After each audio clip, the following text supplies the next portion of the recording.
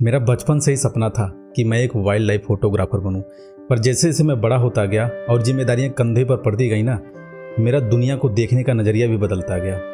पढ़ाई पूरी करते ही तुरंत पैसे कमाने की होड़ लग गई और सपना सब जो है ना कि पीछे रह गया। पर आज कई सालों बाद मैं जब एक अच्छे मुकाम पर हूँ और अच्छा पैसा भी कमा रहा हूँ, तो मैंने सोचा कि क्यों ना अब अपने उस पुराने सपने को पूरा किया जाए, उसको जी कर देखा जाए।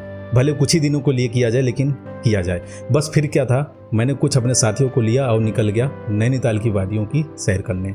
वहाँ जाकर यूं तो हम लोगों ने बहुत सी जगहों को एक्सप्लोर किया, पर जिस जगह ने मेरे जहन में एक खास जगह बनाया था वो था जिम कॉर्बेट नेशनल पार्क। सन 1936 में बना ये देश का पहला नेशनल पार्क है। लगभग 521 स्क्वायर किलोमीटर में बने इस पार्क की खूबसूरती के बारे में जितना कहूँ कम है भाई।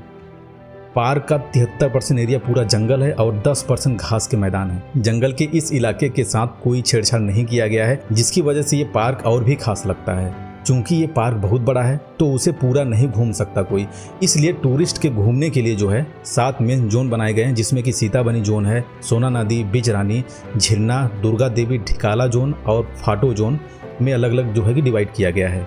इसमें सबसे बड़ा जोन है ना फाटो जोन, जिसे पिछले साल के जनवरी में ही हमारे प्रधानमंत्री ने जो है इनागुरेट किया था। तो हम लोगों ने भी सफारी के लिए इसी जोन में जाना उचित समझा। इस जोन की खासियत हम लोगों को पहले ही बता दी गई थी कि जीप सफारी से इस घने जंगल में हमें रॉयल बंगाल टाइगर, हिरन, हाथी के साथ साथ कई और तरह के जो है कि बर्ड्स की साइटिंग हो सकती है, जो कि बाकी जगहों पे आसानी से नहीं मिलते। ये सुनकर तो मेरा मन जो है ना फूले नहीं समा रहा था, पर अब बस देर थी तो करीब से इस वाइल्ड लाइफ को एंजॉय करने की। हमने एक दिन पहले ही जो है कि 5,000 रुपये में जीप सफारी बुक कर ली थी और आज शाम के 3:30 बजते ही निकल गए हम लोग जंगल घूमने के लिए।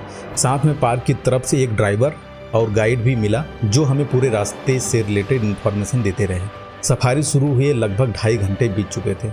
इस दौरान हमें कई सारे जानवर, बंदर, सियार, हिरण इत्यादि देखने को मिले।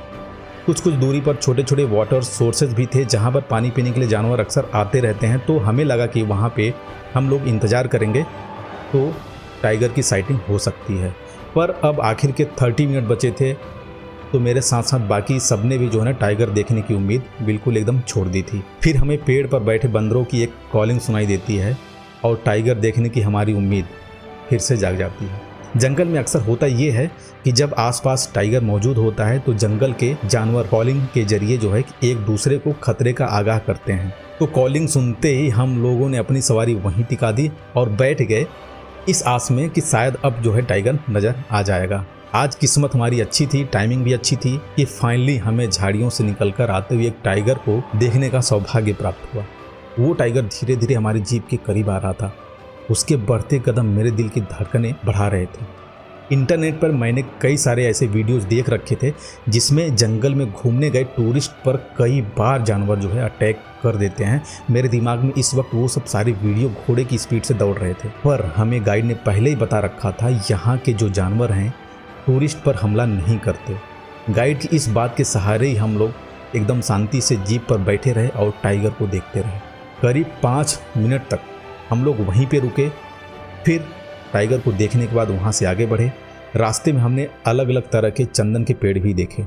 3 घंटे की इस सफारी के दौरान मैंने अपने सपने को बहुत करीब से जिया, नेचर को अपने ओरिजिनल फॉर्म में देखा और महसूस किया, जो आजकल की इस भागदौड़ भरी जिंदगी में कहीं खो सी गई है।